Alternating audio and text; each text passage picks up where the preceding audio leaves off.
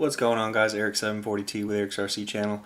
This video is just part of my S550 Hexacopter build. I already got the last video. We did the ESCs and mounting them to the motors.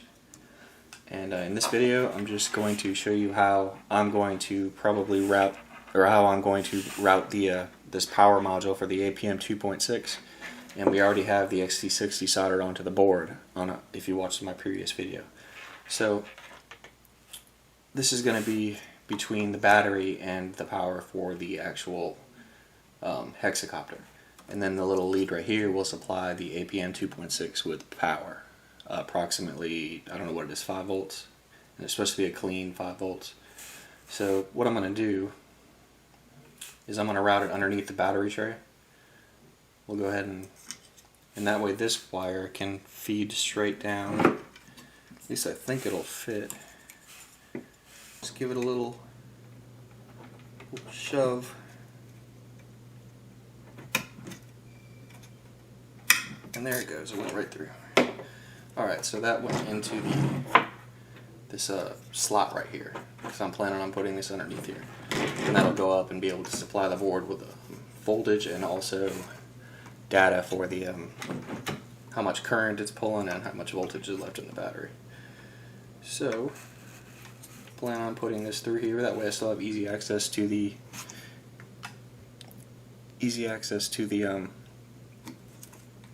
XT60 plug right here for the battery to plug into. And I'm going to plug this side right into the XT60 that we put on the board. I'm going to do it just like this.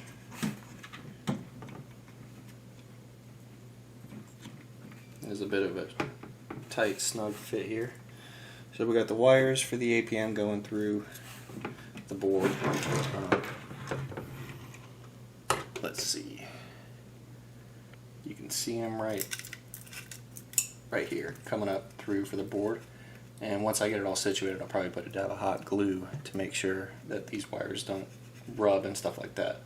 But this should be able to get up high enough to plug into the APM 2.6 board. So I got the APM 2.6 power module underneath the battery tray. We still have plenty of access for plugging in the battery that's going to be mounted to the tray. It's plugged in with the XT60 on this side, and the harness for it is routed down through one of the cracks. You have to give it a little shove, but it'll go. I'm going to zip tie this part of the board right here to this carbon arm, so that way we get a little more security and still able to plug into the battery harness just fine like that. Let's go ahead and do that.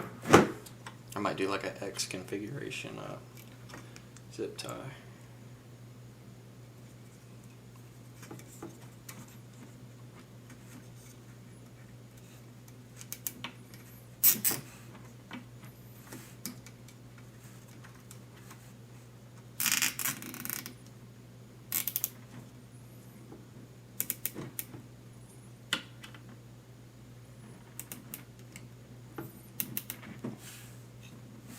Pretty solid, that's not going anywhere.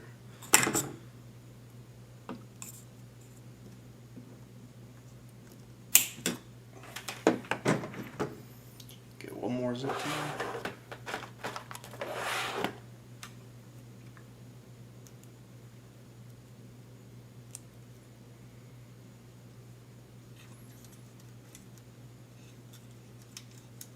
Make sure your wires are clean. I mean, not tangled with the other ones, especially the ones that feed the APM 2.6,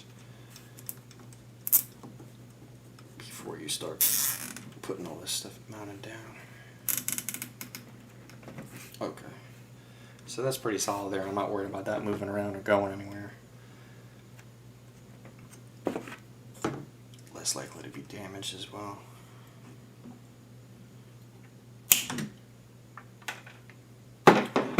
Alright, so then we still have, now we got supply power to the board. It goes through the module for the APM 2.6, and we're going to be plugging our battery directly into this connector right here, which is fine to be just left loose. That way we got a little room to play around with and plug in and disconnect and everything. And nothing else is moving, so just these two wires. And we got the the wires that'll feed the APM 2.6 right here.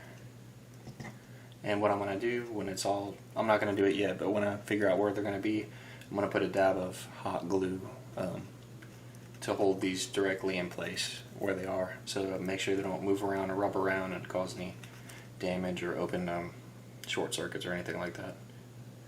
Alright guys, I hope you enjoyed the video. That's just how I'm going to mount the APM 2.6 power module, and I hope you find it useful. If you're following the build, it seems like it works pretty well just like that right there. So alright guys, take care, subscribe if you haven't, and I'll see you guys around. Bye.